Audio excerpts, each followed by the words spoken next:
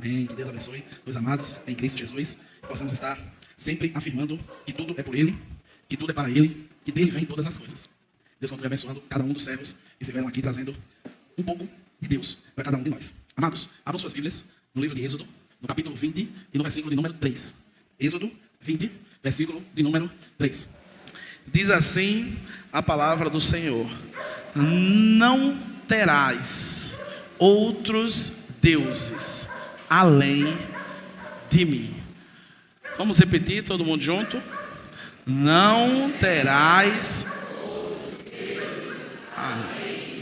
Curve sua cabeça, feche seus olhos, não feche sua Bíblia.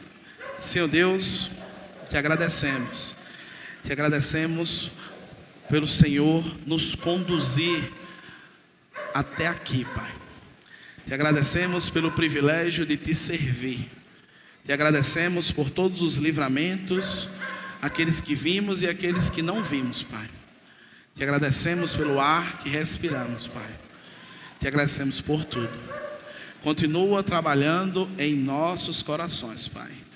Continua quebrantando, Pai, os nossos corações. Que a palavra esteja sendo guardada para cada vez menos venhamos pecar contra Ti. Nesse momento, Pai, eu também te apresento uma pérola, uma joia rara, que está, Pai, precisando do Teu consolo, da Tua ajuda, que a Tua filha Yali, Pai, se encontra passando por um procedimento médico, que o Senhor esteja indo de encontro, Pai, a toda aquela equipe que está ali, e que ela possa estar brevemente aqui conosco, e que sua família esteja agradecendo pelas bênçãos que o Senhor derrama sobre o seu povo. Muito obrigado por tudo, Pai, em nome de Jesus, amém. Queridos, semana passada nós trabalhamos uma temática interessante que dizia por título: como viver bem nessa terra, como viver bem esta vida ao qual estamos inseridos aqui, como estar lidando com determinadas situações que ocorrem no nosso dia a dia. E hoje o Senhor trabalhou no meu coração durante a semana toda para trazer uma reflexão voltada para esse versículo. Um versículo pequeno, porém recheado de uma profundidade extraordinária para mim e para você. Não tenha outros deuses além de mim. E o título da mensagem é: quem é o nosso Deus? Quem é o seu Deus? Quem tem sido o seu Deus? Quem temos atrelado ao nome, ao título de Deus na nossa vida? E é interessante porque antes de entrarmos propriamente dito no texto ao qual foi trabalhado, o povo que recebeu essa mensagem, o povo hebreu, ele vinha de uma situação difícil, de uma situação complicada. Passaram cerca de 400 e um pouco mais de tempo ali no Egito, sofrendo por vezes, sendo fustigado, sendo oprimido. E Deus levanta um homem em meio a tantos para liderar aquele povo, para que o seu povo viesse a ter paz, viesse a ter tranquilidade, viesse a viver bem nesta terra. E logo após a saída do Egito, o povo se depara com um mar em sua frente, um obstáculo muito grande que sozinhos eles não conseguiriam vencer. Sozinhos eles não conseguiriam ultrapassar. Assim também como voltar era um problema, porque Faraó com seus carros e cavaleiros estava logo atrás. E o povo se vê em uma situação que não tinha saída. E Moisés clama a Deus, e ele ouve do Deus vivo: diga ao meu povo que marche. E assim foi feito. O povo caminhou por entre as águas a pés enxutos. Do outro lado foi uma alegria, foi uma felicidade por ter vencido aquele obstáculo. Porém, após um período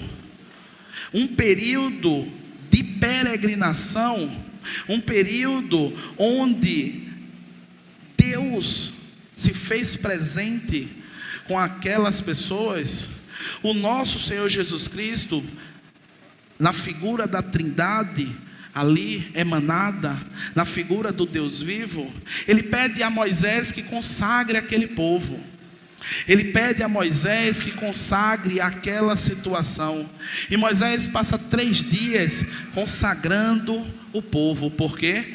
Porque eles iriam ter o privilégio de ver a glória de Deus. Eles iriam ter o privilégio de ver Deus descendo ali naquele monte. Eles iriam ter o privilégio de ver de fato quem é Deus. E aí Moisés faz da forma que Deus pediu, consagra todo aquele povo, e Deus desce.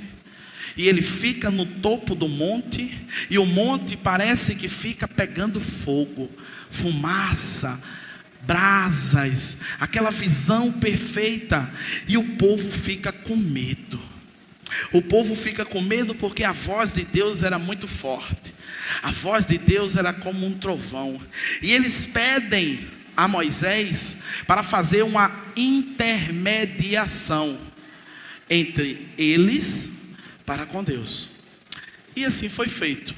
Naquele dia, Deus, ele estabeleceu esses preceitos, regras que chamamos de mandamentos, informações e decretos para serem cumpridos pelo povo. Porém, Deus chama Moisés para falar com ele, falar como queria ser adorado e como seria feita a construção da arca e do tabernáculo. Isso vocês vão ver no mesmo livro de Êxodo, do capítulo 23 até o capítulo 27. Deus, ele ensinando a Moisés como ele queria ser adorado.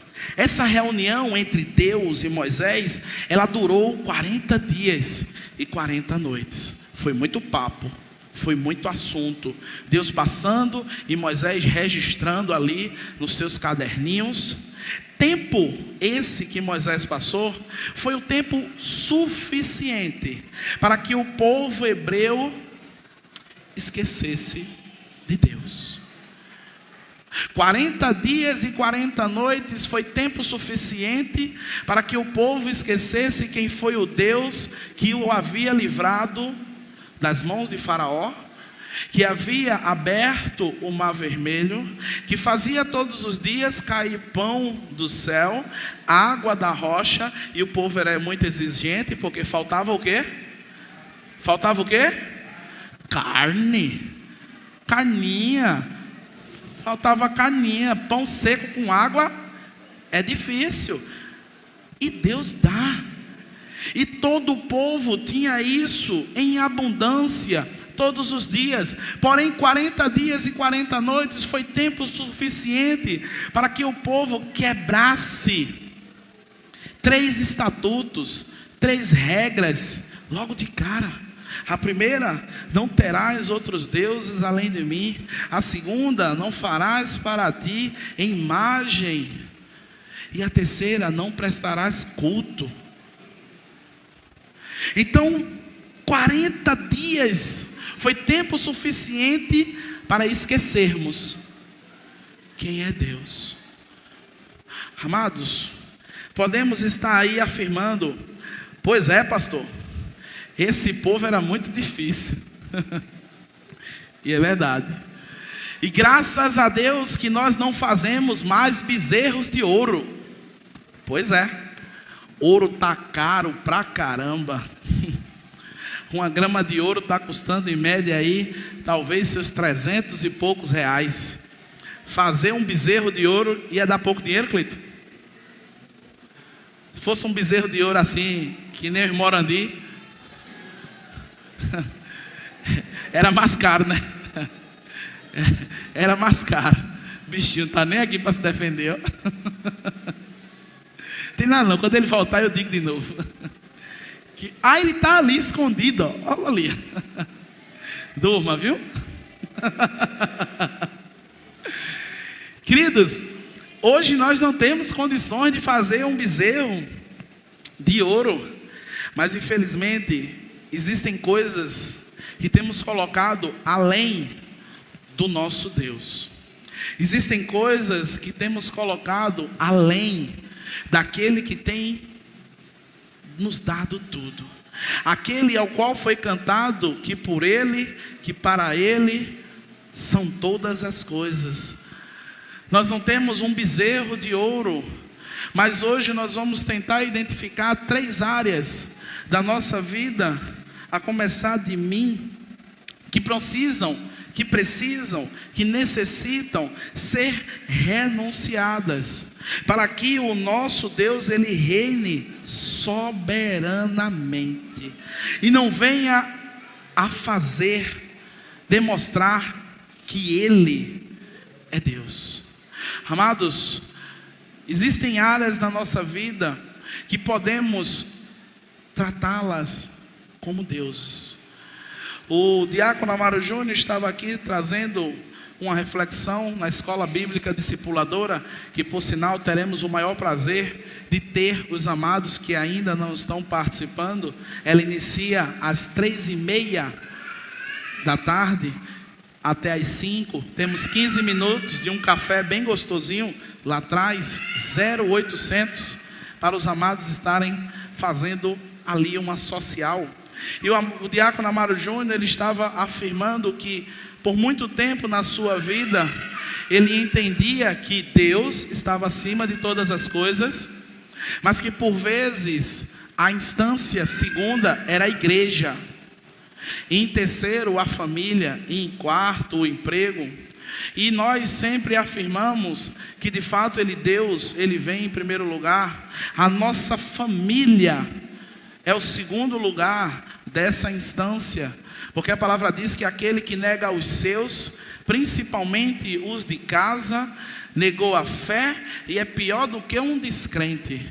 E em consequência vem as outras situações: trabalho, igreja, atividades, hobbies, enfim. Porém, existe algo que não pode perder a primazia, que é o nosso Deus.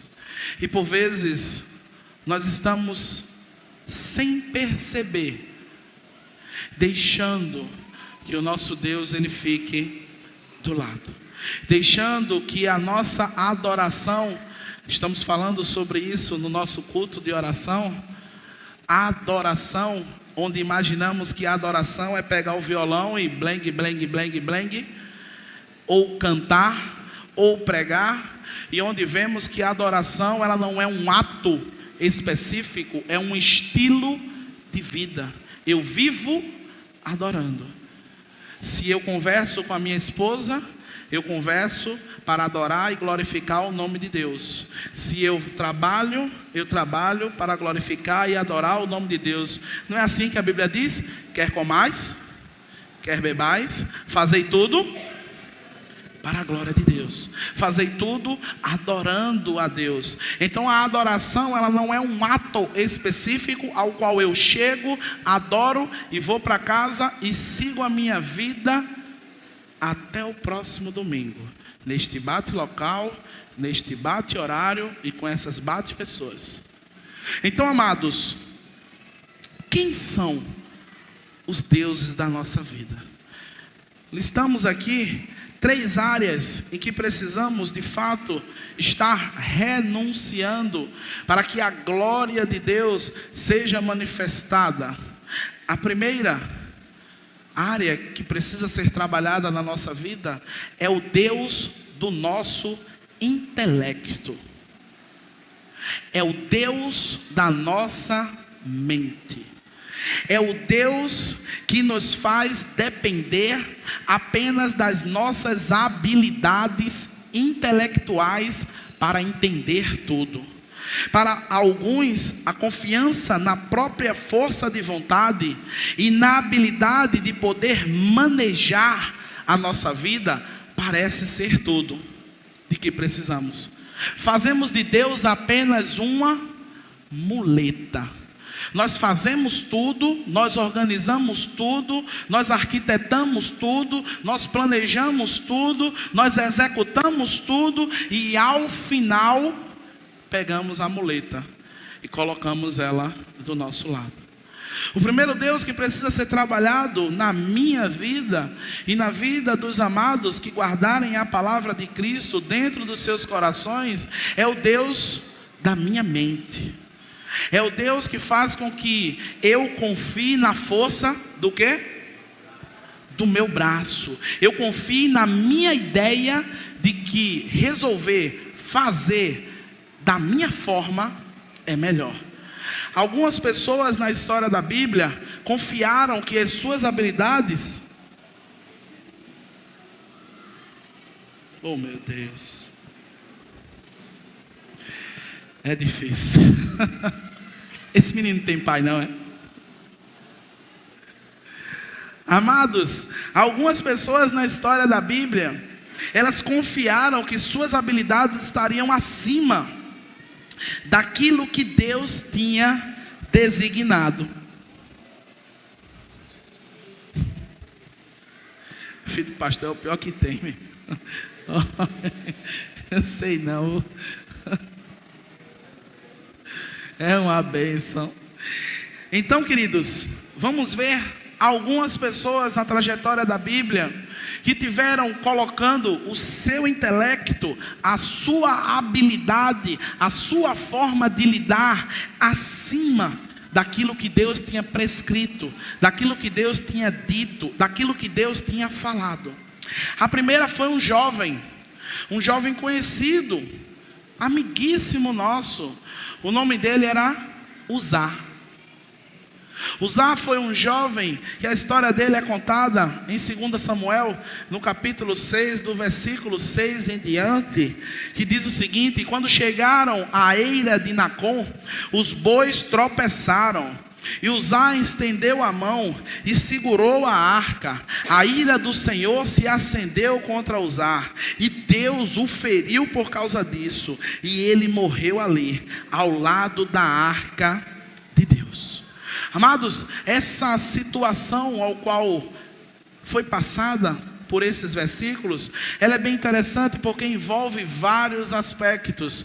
Envolve um rei que conhece a palavra do Deus Altíssimo, que sabe como tem que fazer as coisas, mas negligencia pelo seu intelecto e imagina que aquilo que ele deveria fazer, como Deus tinha dito, não era para fazer, porque os carros que levavam a arca da aliança de volta para Jerusalém não deveriam ser carros de boi. As orientações para que a arca fosse transportada era que estivesse nos ombros de quem? De quem? Dos levitas. Os levitas, eles estavam carregando a arca nos ombros através dos seus varais e levando até o lugar ao qual ela estivesse indo. Porém, os filisteus, que não conheciam a Deus, lembra quando a palavra diz que Deus não leva em conta o tempo de quê? Da ignorância. Os filisteus, eles colocaram a arca da aliança num carro de boi, e a arca saiu sendo arrastada até chegar em várias casas onde ela habitou. E é interessante que envolve primeiro um rei que acreditou que o seu intelecto, o que ele estava imaginando, era o correto e não aquilo que Deus tinha falado para ele. Ele colocou o seu pensamento acima do pensamento de Deus. E o jovem Uzá, em sua particularidade, também sabia que não podia tocar na arca. É interessante que esta arca, ela passou cerca de quase 20 anos na casa de Uzá. Essa arca passou um tempo extraordinário na casa desse jovem. Porém, infelizmente, o intelecto daquele momento, a achar que está fazendo algo que é bom, a arca ia cair, pessoal. Eu precisava colocar a mão para ela não cair. O que é que tem de ruim nisso? O que é que tem de ruim nisso? Amados, quando nós colocamos o nosso intelecto à frente do que Deus tem designado para nós, nós afirmamos que a ideia de Deus é menor do que a minha, e que a minha ideia, ela é melhor. A minha ideia, ela é a mais correta. Que eu naquele momento tenho uma mente de Deus. E eu coloco essa estratégia em primeiro lugar na minha mente. Amados, essa arca passou tanto tempo na casa de Uzá que se tornou algo simples. Se tornou algo rotineiro, como por vezes é rotineiro colocar uma roupa e vir no domingo para a igreja, e estar aqui louvando e adorando e apresentando, e após sair da igreja é tão rotineiro que o botão que passa daquela porta desliga automaticamente, e dali para frente nós passamos a semana do jeito que nós queremos. O primeiro Deus é o Deus do intelecto. Amados, quem é o seu Deus? Jeová ou a sua cabeça? A segunda história, ela é bem semelhante à primeira, e ela é bem interessante, se encontra lá em Levítico, capítulo 10, e os versículos 1 e 2, que é a história de Nadab e Abiú. Alguém conheceu Nadab e Abiú? Coleguinhas, gente boa. É interessante porque o texto diz que Nadab e Abiú, filhos de Arão, colocaram brasas em seus incensários e salpicaram com incenso. Com isso, trouxeram fogo estranho diante do Senhor, diferente do que ele havia ordenado. Por isso, fogo saiu da presença do Senhor e os devorou, e eles morreram diante do Senhor. Amados, é bem interessante porque quando nós vamos ver essa passagem, o que seria o fogo estranho? O que seria o fogo estranho? E aqui estávamos estudando na sexta-feira, se eu não me engano, curso de homilética era que dia, Cosmo? Sexta, né? Estávamos estudando aqui no curso de homilética que uma das principais características ao se interpretar um texto bíblico é que a Bíblia interpreta a própria Bíblia. O texto das Sagradas Escrituras, eles próprios respondem. Quando nós vamos avançar um pouco, no versículo 9, nós vamos ver o que provavelmente ocorreu com aqueles dois jovens. O versículo 9, ele diz que o próprio Deus afirma que aqueles que estariam oferecendo o sacrifício, eles não poderiam estar embriagados.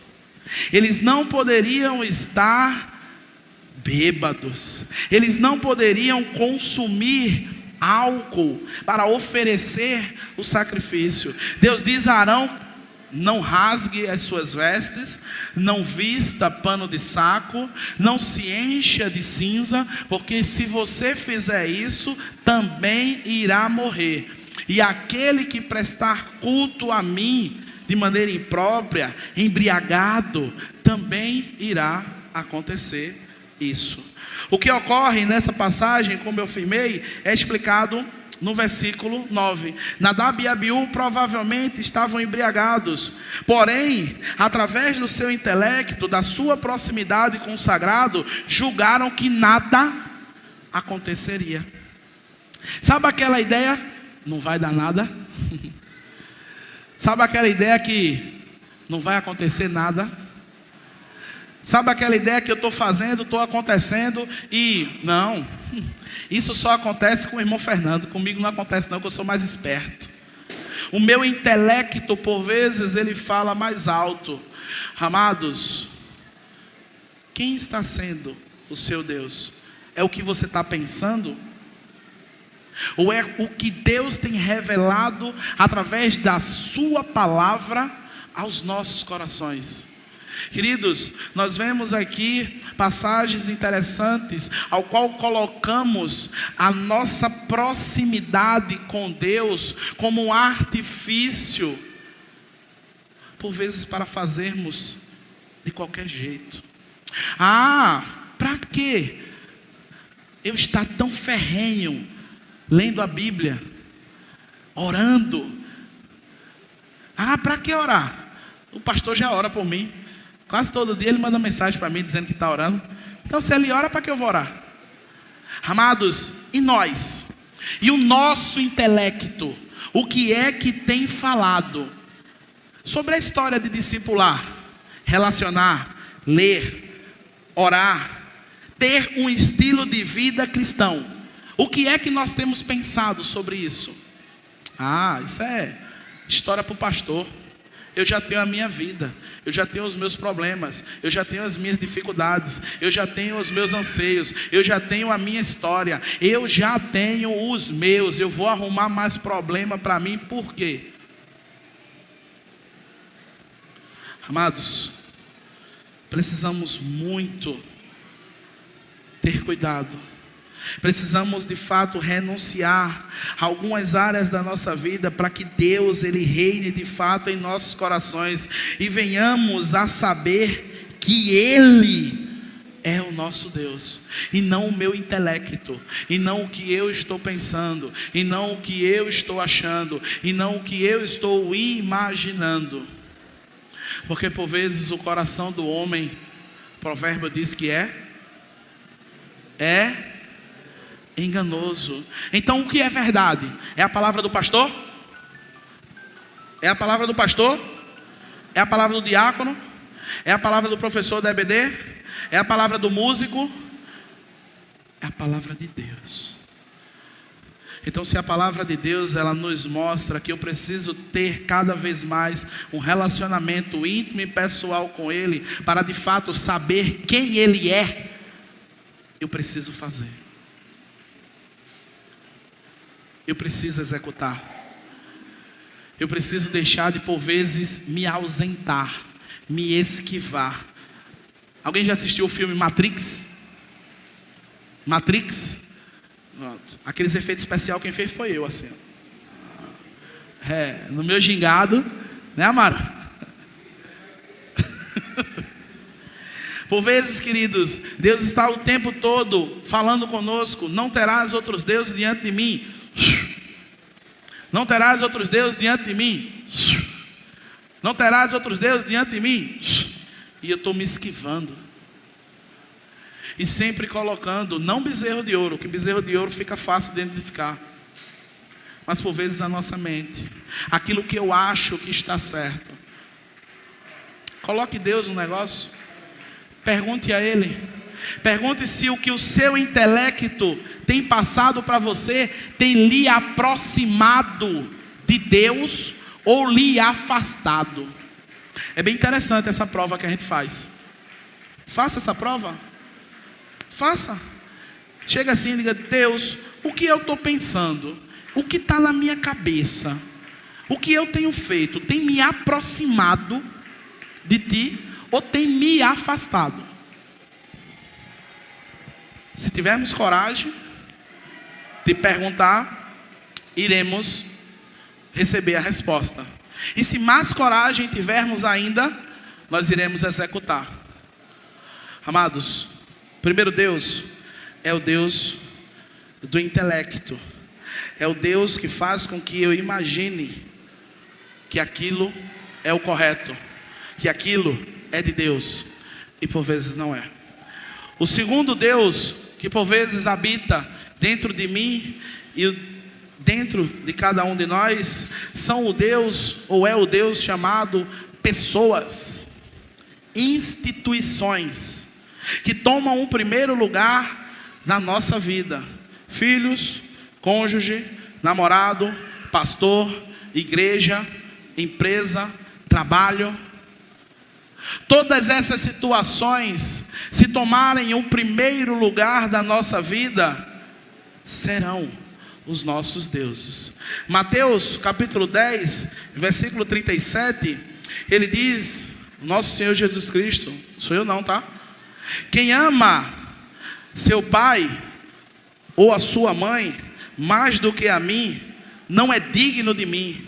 E quem ama o filho ou a filha mais do que a mim, não é digno de mim. Amados, se essa palavra fosse dita por mim, seria algo muito pesado. Mas ela não foi dita por mim, ela foi dita pelo nosso Senhor Jesus Cristo. Ela foi dita pelo Deus vivo e encarnado, em que afirma que se eu tenho um cônjuge, um filho, um pastor, uma igreja, um departamento, uma função que está acima de Deus, ao qual eu amo mais, eu não sou digno do nosso Senhor. Quem é o seu Deus? Quem tem sido o seu Deus? Mas pastor, como é que eu sei se eu estou amando o meu pai ou a minha mãe mais do que a Deus? Como é que eu sei se eu estou amando os meus filhos, as minhas filhas? O Senhor acabou de dizer que aquele que nega os seus, principalmente os de casa, perdeu a fé e é pior do que um descrente. O Senhor está em contradição, a Bíblia está errada. Será? Será que nós não temos um filtro delimitador? Porque nós temos tempo para trabalhar? Nós temos tempo para trabalhar? Tem ou não tem? Você pega e você larga. É assim ou não é? Se você for para a faculdade, você pega e você larga. Se você for para a igreja, teve gente que chegou aqui de 3h30, tem um pessoal que chegou mais cedo para ensaiar. Mas vai largar de 7 horas, se o pastor não segurar até mais tarde. Teve gente que chegou de 5, vai largar de 7. Tudo tem tempo para iniciar e tem tempo para terminar. E a nossa adoração com Deus? E o nosso convívio com o Pai? E o colocar Deus em primeiro lugar? Como está? Aonde ele tem se iniciado? Em que momento ele tem sido feito? Com quanto tempo ele tem sido executado? Eu não conheço a sua vida. Quem conhece a sua vida é você. O diácono Amaro disse que não poderia falar das experiências de Cleito. Por quê? Porque quem viveu foi Cleito. Eu posso falar, eu posso dizer, Mas quem viveu foi Ele. Então eu não sei como é feito isso. Você sabe. Se está tudo bem, glória a Deus. Vamos manter. Vamos manter. A Bíblia diz: aquele que está de pé, cuide para que não caia, não vacile não, meu irmão. Está bem, está tudo massa. Está caminhando com Cristo, está orando, está lendo a Bíblia, está massa. Continue, persevere. Agora, se não tiver, reflita, busque, deseje, saiba quem é o seu Deus. 1 João capítulo 2, versículo 15, diz o seguinte: não amem o mundo, nem o que nele há. Se alguém ama o mundo, o amor do Pai não está nele. Amados, não amem o mundo, nem o que no mundo há. Então quer dizer que eu vou para a lua. Não é isso. Não é isso, queridos. É eu saber, como eu falei anteriormente, delimitar, programar. Eclesiastes, no capítulo 3, ele inicia falando algo bem interessante, que tem tempo para todas as coisas. Tem tempo para tudo.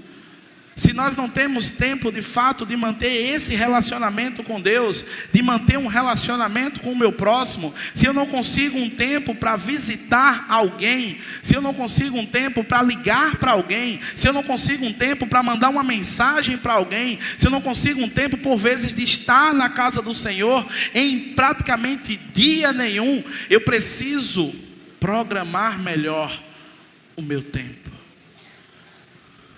Eu preciso programar melhor o meu tempo. Falamos de instâncias. Deus, família. Aqui você pode colocar o que você quiser. Aqui também, em qualquer lugar. Mas precisamos entender que a igreja de Cristo é essas 4 paredes. Não é isso? Não. A igreja de Cristo é o quê? Somos todos nós. Todos nós. Não significa dizer que é você. Você é a habitação do Espírito Santo. Igreja de Cristo somos todos nós, porque formamos um corpo. Então, se eu estou isolado, se eu estou distante, se eu estou afastado, eu não estou sendo igreja. Então, se a igreja é importante para você, não ame o mundo, nem no que o mundo há, porque o amor do mundo é inimizade para com Deus. Lucas capítulo 14, versículo 16: se alguém deseja me seguir, e ama seu pai, sua mãe, sua esposa, seus filhos, seus irmãos, suas irmãs, e até mesmo a sua própria vida, mais do que a mim, não pode ser o meu discípulo. Quem é o seu Deus? Quem é o seu Deus? Êxodo capítulo 20, verso 3: não terás outros deuses, não terás outros deuses diante de mim. Amados, o primeiro Deus que é interessante que nós venhamos a renunciar, ou pelo menos tentar, é o nosso intelecto. É aquilo ao qual imaginamos ser. O segundo são pessoas, instituições, cargos, funções, logísticas, que estão por vezes acima de Deus e nos afastando cada vez mais do reino dele. Terceiro, nós mesmos. O terceiro Deus que precisamos renunciar somos nós mesmos. Quando colocamos o eu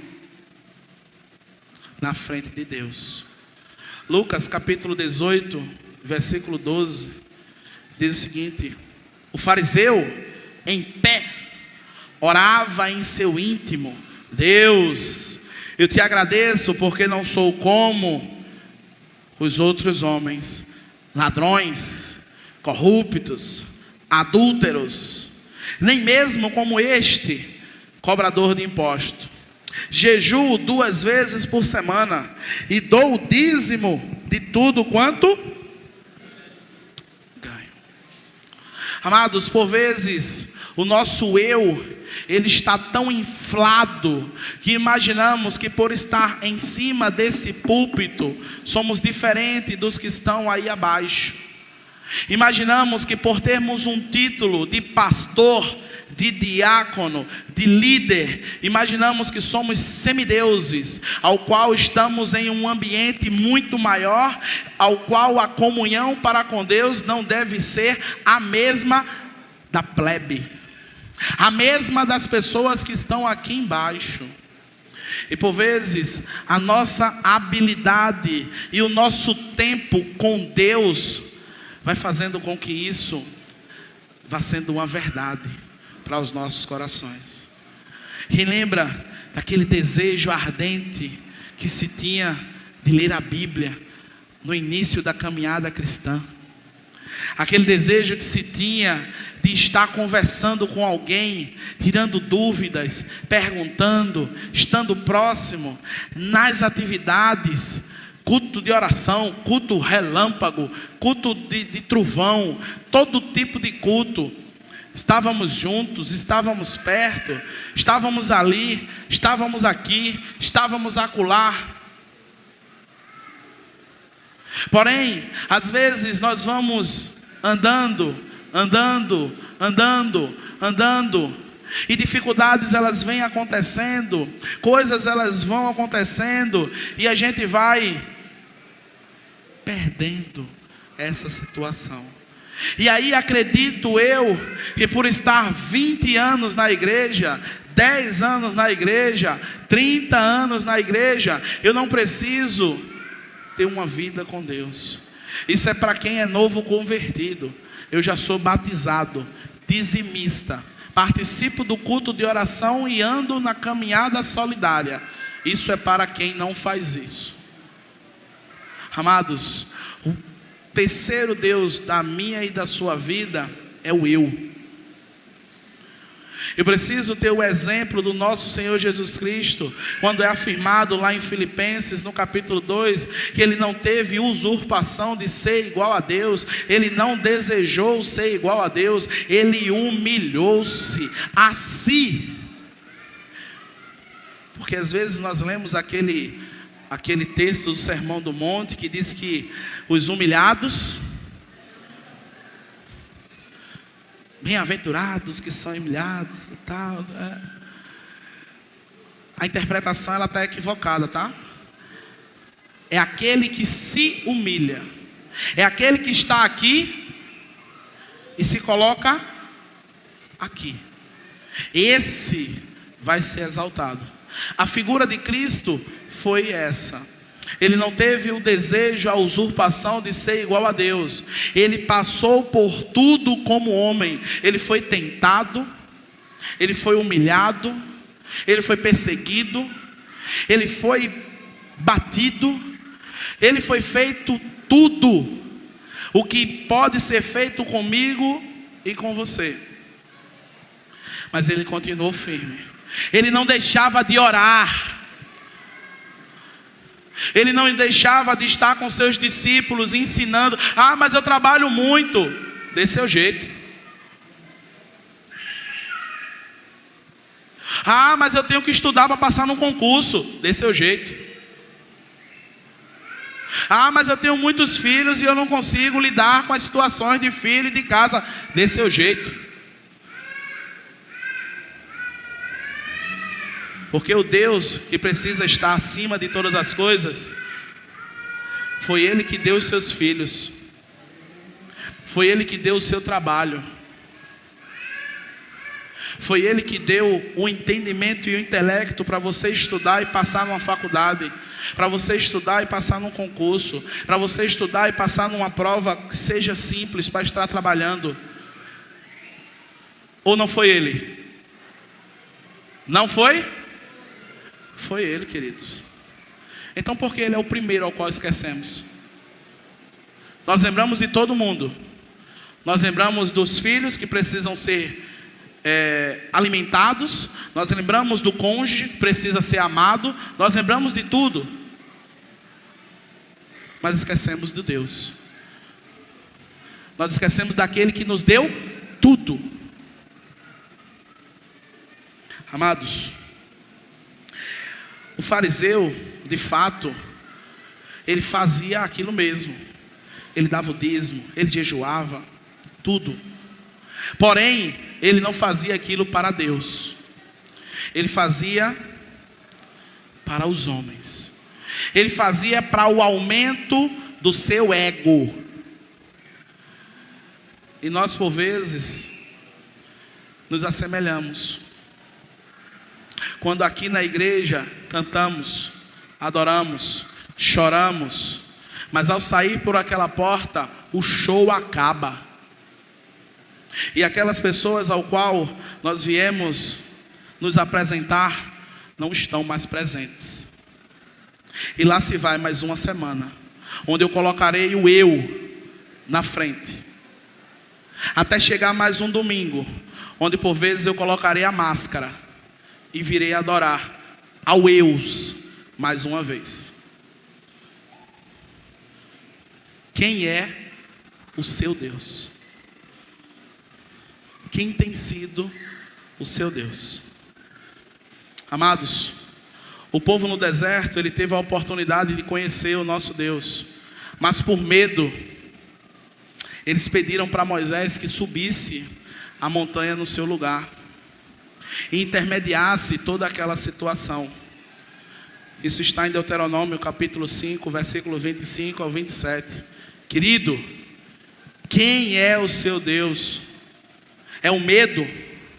É a sabedoria? Sou eu mesmo? Você mesmo?